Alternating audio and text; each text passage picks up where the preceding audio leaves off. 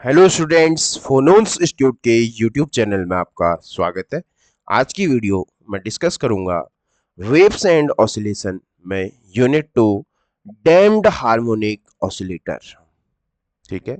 In previous video I am discussed questions till 5. Now this video start from question number 6 and the weightage of this unit is maximum 2 question, minimum 1 question in every examination. Clear? So without any delay, start question number 6.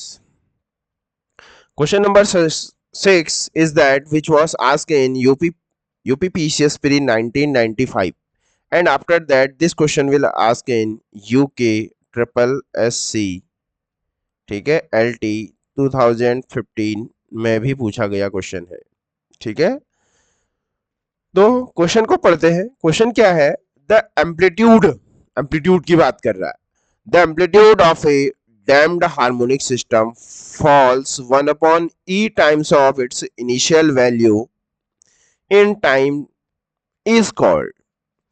बोल रहा है कि जो damped harmonic oscillator है उसका जो amplitude है जब ओरिजिनल वैल्यू का 1 अपॉन ई टाइम्स फॉल्स होगा तो उसको हम क्या बोलेंगे? Damping time, reverberation time, mean life time, none of these.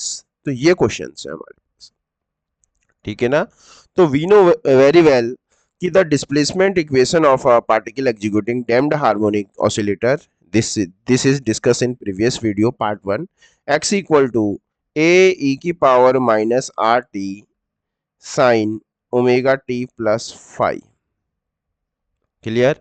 तो ये क्या था हमारे पास? This is the general displacement equation of a particle executing simple harmonic motion. अगर आप इसको जनरल इक्वेशन से कंपेयर करोगे तो x equal to a sine omega T plus five, this is the general equation of a particle executing damped harmonic oscillator. So here we observe that in the place of amplitude of a simple harmonic oscillator, this amplitude क्या होता है? a equal to a e की power minus R T. जो amplitude होता है वो exponentially क्या करता है? एक्सपोनेंशियली वेरी करता है विथ टाइम। क्लियर? e की power minus R T, this is the very important expression also ask in MCQs। तो हमसे क्या बोल रहा है कि जब जो ओरिजिनल है तो व्हेन, ठीक है, when when t equal to tau at that time a equal to क्या होगा? a नॉट बाई e होगा। ऐसा क्वेश्चन में बोल रहा है हमसे, 1 अपॉन e होगा बोल रहा है। ठीक है ना? तो यहाँ क्या हो जाएगा हमारे पास? तो फॉर देयरफॉर क्या आ जाएगा? a naught by e equal to, या इसको a नॉट भी ले सकते हो, a नॉट e की पावर माइनस आर टी, इसको a नॉट भी ले सकते हो, कोई प्रॉब्लम नहीं है। तो ये हो गया। तो 1 अपॉन ई इक्वल टू, ये हमारे पास आ गया 1 upon E equal to E की पावर माइनस आर टी। दोनों ओर लॉग लेंगे तो ये log base e one minus log base E E equal to, log से एक्सपोनेंशियल कैंसिल हो जाएगा, minus R T. Log one zero हो जाएगा, लॉग ई कितना हो जाता है? लॉग बेस ई कितना हो जाता है? 1 हो जाता है। ठीक है, लॉग बेस ई कितना हो जाता है? ये 1 हो जाएगा। ठीक है, तो अगर ये 1 होगा तो ये कितना आ जाएगा? इसके बाद 1 आ जाएगा, ये -1 इक्वल टू -8, और ये टाउ को टी की जगह हम टाउ लिख देते हैं, टाउ एम। ठीक है, तो यहाँ से टाउ एम इक्वल टू निकल के क्या आ जाएगा? ठीक है, यहाँ से टाउ एम इक्वल टू निकल के आ जाएगा, टाउ एम इक्वल टू निकल के आ जाएगा 1 अपॉन आर। ठीक है ना? टाउ एम इक्वल टू क्या निकल जाएगा? 1 अपॉन आर। और आर को क्या बोलते हैं? Damping constant. और आर की वैल्यू कितना होता है? बी वाई टू एम होता है। आर की वैल्यू क्या होती है? बी वाई टू एम होता है। तो आप इस तरीके से आर को भी रिप्लेस कर सकते हैं। ठीक है, तो इस डेफिनेशन को कहते क्या है? ठीक है, कि जब भी क्या होगा एम्पलीट्यूड डैम्प्ड हार्मोनिक ऑसिलेटर का 1 अपॉन ई टाइम्स हो जाएगा। यहाँ एम्पलीट्यूड के बारे में बात कर रहा है। एम्पलीट्यूड के बारे में बात करेंगे तो डैम्पिंग टाइम होगा नहीं, रिवर्बरेशन टाइम होगा नहीं, तो ये मीन लाइफ टाइम क्या होगा? Mean life time. Mean life time क्या होगा? जब भी क्या होगा डैम्प्ड हार्मोनिक ऑसिलेटर का जो एम्पलीट्यूड है इनिशियल का 1 अपॉन ई टाइम से रह जाएगा, तो एट दैट टाइम जो होगा हमारे पास, उस टाइम को हम क्या कहेंगे? Mean life time. क्या बोलेंगे? Mean life time, comment box में लिखो मीन लाइफ टाइम, और ये रिलेशन भी याद रखना है, this is the relation, relax, this is the relation mean life time and damping constant, clear? Okay, तो this is most important question for the questions, ठीक है। कभी कभी ऑप्शन में क्या दे देता है, रिलैक्सेशन टाइम भी दे देता है, बट जब तुमसे क्वेश्चन में, अब ये फर्दर आगे डिस्कस करूंगा उस क्वेश्चन को भी, जब एम्पलीट्यूड के बारे में बात हो रही होगी तो फिर क्या होगा, करेक्ट आंसर क्या होगा, mean life time, mean life time, जब एम्पलीट्यूड शुरू का 1/e रह जाता है। Now moving on, question number 7 which was asked in UPPCS pre 2008. Question is that the energy of a damped harmonic oscillator, ठीक है, जो एनर्जी होती है डैम्प्ड हार्मोनिक ऑसिलेटर की, जो हमारे पास जो इसका डिस्प्लेसमेंट आता है हमारे पास, डैम्प्ड हार्मोनिक ऑसिलेटर क्या होता है, मैंने बोला था कि 3 तरीके के हमारे पास बेसिक केसेस आते हैं, ठीक है। जो इसका इस तरीके से जो एम्पलीट्यूड होता है, ये क्या होता है, टाइम के रिस्पेक्ट में क्या हो जाएगा, हमारा ग्रेजुअली क्या हो जाएगा, ग्रेजुअली इस तरीके से क्या हो जाएगा, ये डिक्रीज होते जाएगा, ये एक्स, ठीक है, ये है डिस्प्लेसमेंट्स वर्सेस टाइम का ग्राफ है। तो यहाँ से जो एम्पलीट्यूड है, ये जो एम्पलीट्यूड है ये डिक्रीजेस ग्रेजुअली, एम्पलीट्यूड कैसे ग्रेजुअली डिक्रीज हो रहा है, तो एनर्जी भी क्या होगी, डिक्रीज ही होगी exponentially. The energy of a damped harmonic oscillator, ठीक है, अपना आंसर कमेंट बॉक्स में टाइप करो कि which one of the option is the answer of this questions, ठीक है, give your answer on comment box. तो फर्स्ट को पढ़ते हैं, इंक्रीजेस तो पॉसिबल नहीं है, ठीक है, इंक्रीजेस लीनियरली विद टाइम, ये भी रॉन्ग है। ऑप्शन सी की बात करते हैं, ऑप्शन सी के बारे में क्या कहना है बताओ, very good, decreases exponentially with time, तो क्या आ जाएगा, C is the best explanation of this question, कि जो एनर्जी होती है डैम्प्ड हार्मोनिक ऑसिलेटर की, एनर्जी का जो फॉर्मूला होता है E equal to E not E की power -2 RT, this is the expression for energy, this is the equation of energy, this is the, तो you observe that energy decrease हो रही है, एनर्जी डिक्रीज हो रही है एक्सपोनेंशियली विथ टाइम, क्लियर? तो C is the correct answer of this question, decreases exponentially with time. You also remember that the expression of energy of a damped harmonic oscillator. Okay, any doubt? Now moving on, question number 7 which was asked in UPPCS आश्रम पद्धति PGT 2021 में question पूछा गया है, ठीक है। तो क्या बोलता है क्वेश्चन में, क्या है, एट स्मॉल वेलोसिटीज की बात कर रहे हैं, ठीक है, at small velocities the damping force F के बारे में बात कर रहे हैं, ठीक है। तो जो हमारे पास differential equation of damped harmonic होती है, जल्दी से कमेंट बॉक्स में लिख के दिखाओ क्या होता है, d2x/dt² प्लस 2r dx/dt, ठीक है, dr dx/dt plus omega not square x equal to क्या होता है, 0 होता था, ठीक है। तो स्मॉल वेलोसिटी की बात करूंगा, एट स्मॉल वेलोसिटी में क्या होता था, जो डैम्पिंग फोर्स होता है वो वेलोसिटी के डायरेक्टली प्रोपोर्शनल होता है, ठीक है, वेलोसिटी के क्या होता है, डायरेक्टली प्रोपोर्शनल होता है, और हम यहाँ से भी इसको क्या कर सकते हैं, ऑब्जर्व कर सकते हैं, dx/dt किस टर्म को रिप्रेजेंट कर रहा है, वेलोसिटी को रिप्रेजेंट कर रहा है, ठीक है। तो ऑप्शन की ओर मूव करते हैं, स्मॉल वेलोसिटीज जो damping force is directly proportional to the square of velocity, ठीक है, स्क्वायर तो पॉसिबल नहीं है, directly proportional to the square root भी पॉसिबल नहीं है, directly proportional to the velocity, ठीक है, C is the best answer of this question, कि जो डैम्पिंग फोर्स से क्या होता है स्मॉल वेलोसिटीज में, डायरेक्टली प्रोपोर्शनल होता है वेलोसिटी के, इनवर्सली प्रोपोर्शनल भी नहीं होता है। So the correct answer of this question is directly proportional to the velocity. Getting? These are most important question, okay, most important questions, इससे बाहर कुछ भी नहीं आएगा आपके एग्जाम में।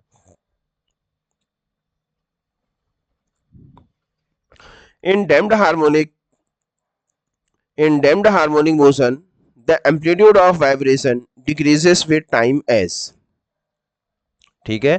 तो यहां अगर मैं ऑप्शन की बात करूं, तो एम्पलीट्यूड की अगर मैं बात करता हूं, ठीक है, एम्पलीट्यूड टाइम के साथ कैसे वेरी करता है, क्वेश्चन नंबर फर्स्ट में भी मैंने डिस्कस किया था कि जो डैम्प्ड हार्मोनिक ऑसिलेटर का जो एम्पलीट्यूड होता है A इक्वल टू ई की पावर -RT होता है, ठीक है।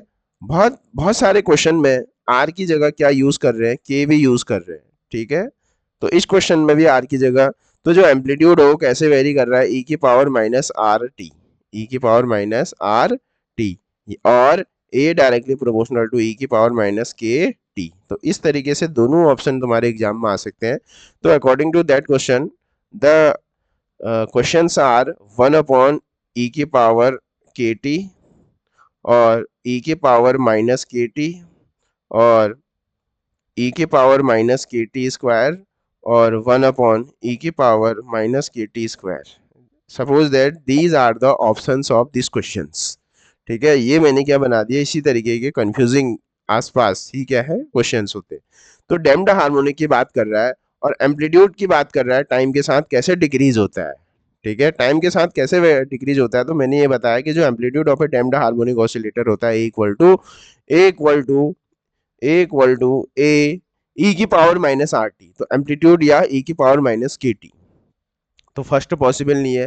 तो second option is the correct answer of this question, E की power minus K T, E की power minus K T. So the second option of this question is the correct answer. तो ये भी क्या है, मोस्ट इंपोर्टेंट क्वेश्चन है कि जो एम्पलीट्यूड एनर्जी होती है, ठीक है, और जो जो डिस्प्लेसमेंट होता है वो टाइम के साथ क्या होता है, एक्सपोनेंशियली डिक्रीज करता है in the case of damped harmonic oscillation. Clear? Now moving on question number 10th. Question number 10th is that, ठीक है, question number 10th is that the average energy, ठीक है, the average energy the average energy of a damped harmonic oscillator E, its relaxation time is tau, ठीक है, then average power of the oscillator। Average power की अगर मैं बात करूंगा, average power की अगर मैं बात करूंगा, पावर क्या होता है, rate of doing work. We know, अभी मैंने डिस्कस किया था, वी नो कि the energy of a damped harmonic oscillator equal to 2 RE।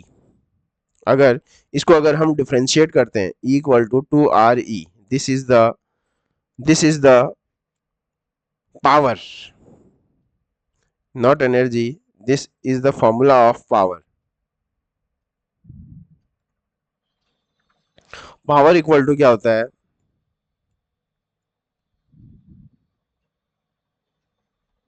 P equal to power, ये होता है power, this is the expression of power. और पावर इक्वल टू क्या होता है, D by D T, D by D T. और E equal to क्या होता है, D upon D T of E not E की पावर माइनस 2 RT। अगर इसको डिफ्रेंशिएट करोगे तो आपको क्या मिलेगा, पावर ये मिलने वाला है। और हमसे किस किस में रिलेशन पूछ रहा है, पावर। ठीक है, पावर में हमसे यहाँ पर रिलेशन पूछ रहा है। तो एक हम फॉर्मूला बहुत अच्छे से जानते हैं कि जो टाउ इक्वल टू क्या होता है, 1/2R होता है। This is the relation between relaxation time, tau is here tau is relaxation time and R. ठीक है, this is the relation between relaxation time and tau. ठीक है, relaxation time tau and damping constant. तो यहाँ से अगर मैं किसकी वैल्यू निकाल देता हूँ, इसको फर्दर सॉल्व करते हैं, तो यहाँ से 2R टाउ इक्वल टू 1 हो जाएगा, 2R टाउ इक्वल टू 1 हो जाएगा। तो यहाँ से अगर हम किसकी वैल्यू निकालते हैं, आर की वैल्यू निकालेंगे तो 1/2 टाउ हो जाएगा, 1/2 टाउ। तो देयरफॉर पावर इक्वल टू क्या हो जाएगा हमारे पास, 2 इंटू 1/2 टाउ इंटू ई। ठीक है, 2 से 2 गया, तो पावर इक्वल टू क्या आ जाएगा, E by tau. Power equal to क्या आ जाएगा, E by tau. E by tau is the correct option of this question. ठीक है, so these are the wrong questions, wrong options of this questions. ठीक है, तो तुमको किस तरीके के ऑप्शन यहाँ पर देखने को मिल सकते हैं, तो ये आ जाएगा ई टाउ आ जाएगा, दूसरा आ जाएगा ई टाउ स्क्वायर आ जाएगा, ई बाई टाउ स्क्वायर आ जाएगा, और ई बाई टाउ आ जाएगा। ठीक है, इस तरीके से क्या हो जाएंगे ऑप्शन आपको इस क्वेश्चन में देखने को मिलेंगे। ठीक है, तो जो करेक्ट आंसर जो आ रहा है हमारे पास, जो करेक्ट ऑप्शन आ रहा है, this is the relation between power and relaxation time. ठीक है, तो एवरेज पावर ऑफ ऑसिलेटर क्या होगा, E by tau, E into tau नहीं होगा, ई टाउ स्क्वायर नहीं होगा, ये भी नहीं होगा, तो ई बाई टाउ, ई बाई क्या होगा, tau. So the correct answer of this question is present on option D. This question was asked in RPSC School Lecturer 2020 and this is most important question for the upcoming examination. Clear? तो ये सारे फॉर्मूले को एक page में लिख के क्या करना है, रोज देखना है इसको और लर्न करना है। Clear? Most important. Now question number 11 was asked in UP LT grade science. ठीक है, एलटी में पूछा गया है, 2018 में हुआ था एग्जाम। तो हमसे क्वेश्चन में बोल रहा है कि the differential equation for a certain system, हमको क्या दे रखा है, कोई डैम्ड हार्मोनिक की डिफरेंशियल इक्वेशन दे रखी है, D square X upon D T square plus 2x dx by D T plus omega square x equal to 0। मेरे से क्या पूछ रहा है, टाइम बताओ कह रहा है, the time in which the amplitude falls 1 upon E of its value. तो we have to find out time, time हमको फाइंड आउट करना है। कब फाइंड आउट करना है, जब इसका एम्पलीट्यूड इनिशियल वैल्यू का 1 अपॉन ई क्या हो रहा है, फॉल्स हो रहा है। तो generally this equation, given equation is compared with the general equation of damped harmonic oscillator, d square x upon dt square plus 2r होता था वहां, r is the damping constant, dx upon dt plus omega naught का square, omega naught is the natural frequency. From equation 1 and 2 से मैं क्या देख पा रहा हूँ, from equation 1 and 2 we observe that यहाँ से 2x इक्वल टू 2r आ रहा है, यहाँ से 2 से 2 कैंसिल हो गया। इसका मतलब मैं ऐसा बोल सकता हूँ कि यहाँ से क्या आ रहा है, x इक्वल टू r आ रहा है, x इक्वल टू क्या है, r है, x इक्वल टू क्या है हमारे पास यहाँ r है। ठीक है, x इक्वल टू क्या है हमारे पास यहाँ r है।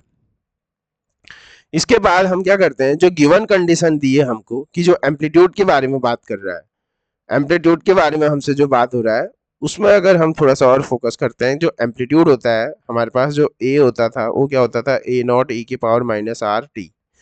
तो जो इनिशियल एट टाइम टी, ठीक है, एट टाइम टी में क्या हो रहा है कि जो एम्पलीट्यूड है वो शुरू का आधा हो जा रहा है, ये हो रहा है नहीं हो रहा है। तो हमको क्या मिलेगा यहाँ से, तो we have after solving A not by E equal to A not E की power minus R T, getting A not से ए नॉट गया, यहाँ बच जाएगा 1 upon E equal to E की पावर माइनस आर टी। इसको मैंने further अभी सॉल्व भी किया था। ठीक है, दोनों ओर लॉग ले लो, लॉग लोगे तो क्या आ जाएगा, log base E 1 minus log base E E equal to minus R T आ जाएगा, आएगा आर टी। ठीक है, आर टी आ जाएगा हमारे पास। और एक्चुअली हो क्या रहा है कि यहाँ जो ऑप्शन था इस क्वेश्चन में एक्स ही नहीं था, एक्स की जगह कितना था यहाँ, यहाँ के गिवन था। ठीक है, एक्स तो ऑलरेडी होता है, ठीक है ना, एक्स क्या होता है, एक्स तो ऑलरेडी रियल इक्वेशन में जो हमारे पास होता है वो एक्स ही होता है। तो हमको यहाँ ऑप्शन से मैं ऑब्जर्व कर पा रहा हूँ कि यहाँ एक्स ही नहीं के गिवन होगा, तो यहाँ से के इक्वल टू आर, तो यहाँ से के इक्वल टू आर आ जाएगा। ठीक है, तो ये तो जीरो हो जाएगा, और ये कितना आ जाएगा हमारे पास, ये minus one, one equal to कितना आ जाएगा, आर टी आ जाएगा। मुझे टाइम निकालना है, क्या निकालना है, टाइम निकालना है। टाइम टी इक्वल टू क्या हो जाएगा, 1 अपॉन आर, और आर को क्या लिख सकता हूँ मैं, के लिख सकता हूँ, आर को क्या लिख सकता हूँ, के लिख सकता हूँ। तो टाइम टी इक्वल टू क्या आ जाएगा, 1 अपॉन के, 1 अपॉन के सेकेंड। समझ में आया क्वेश्चन? अच्छा क्वेश्चन है, ऐसे क्वेश्चन एग्जाम में पूछे जा रहे हैं।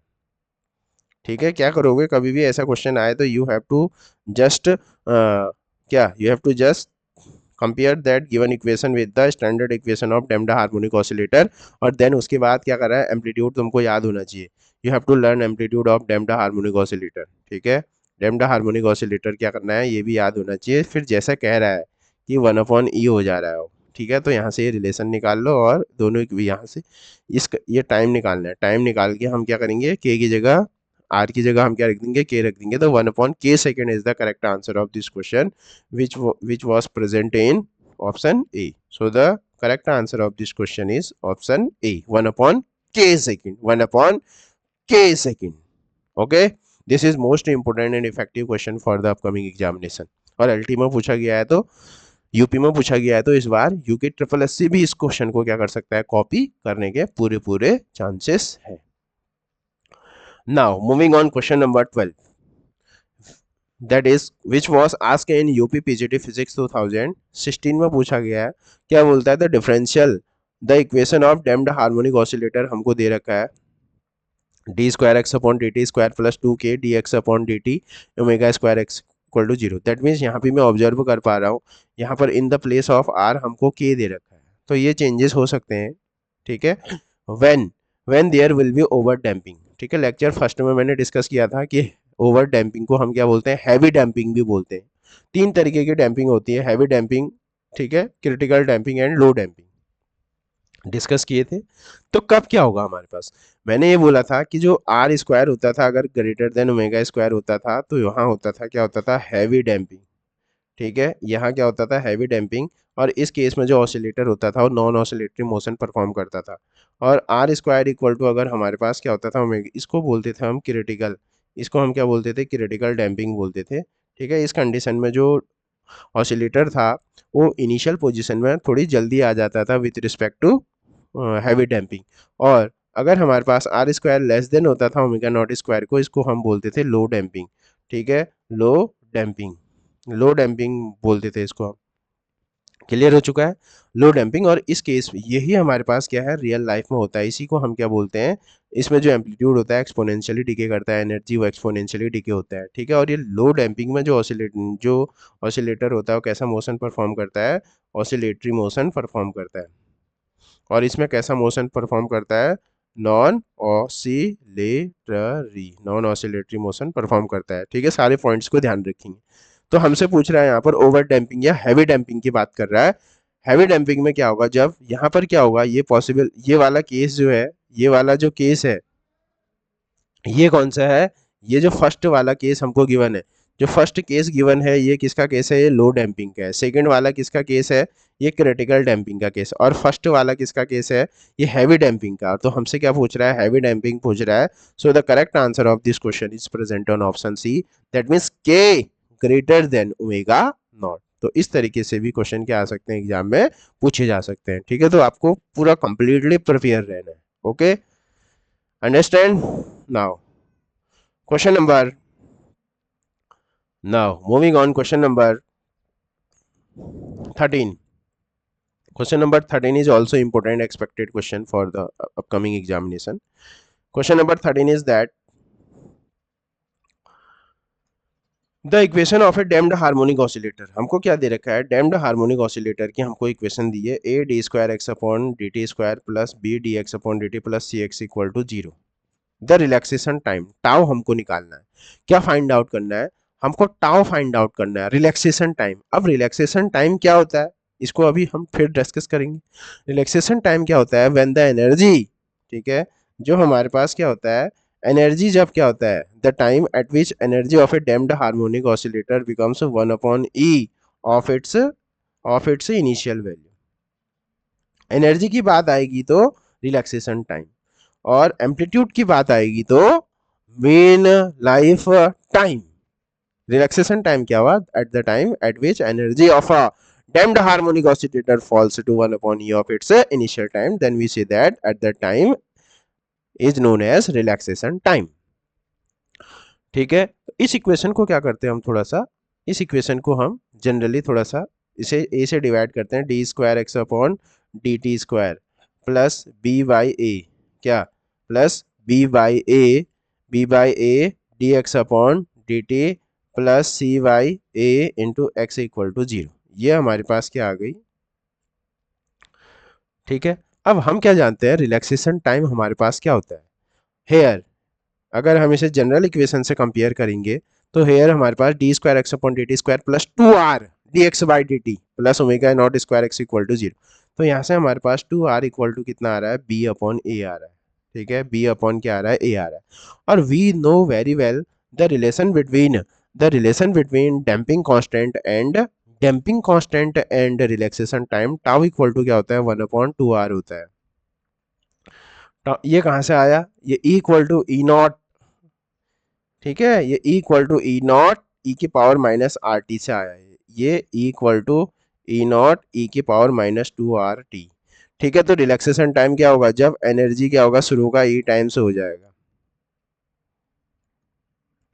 ठीक है। इसका लॉग लोगे तो यही मिल जाएगा, यही एक्सप्रेशन आ जाएगा, ठीक है। ई नॉट से ई नॉट कट जाएगा, लॉग ले लेना तो टाउ इक्वल टू 1/2r आ जाएगा।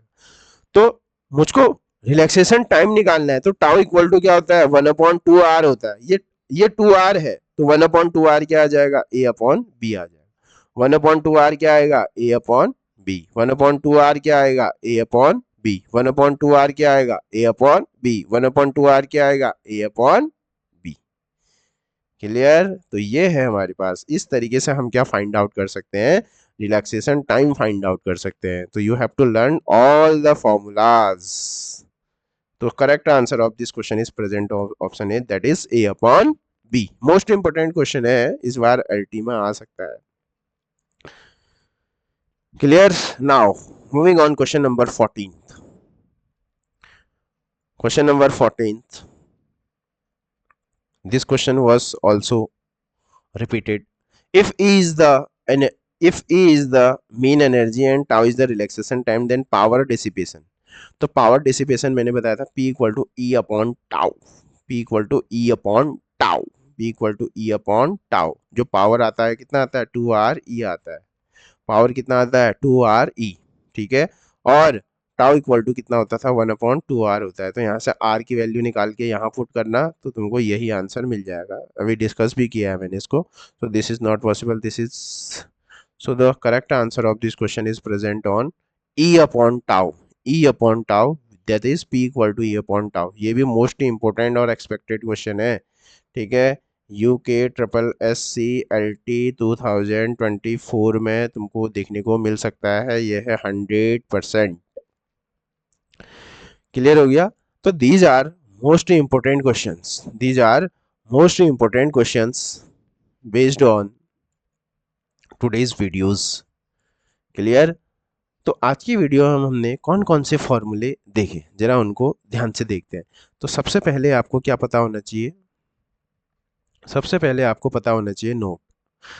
ठीक है, सबसे पहले आपको क्या कुछ फॉर्मूले पता होने चाहिए।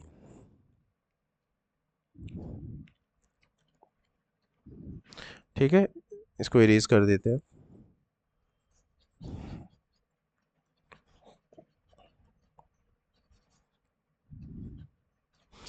ठीक है,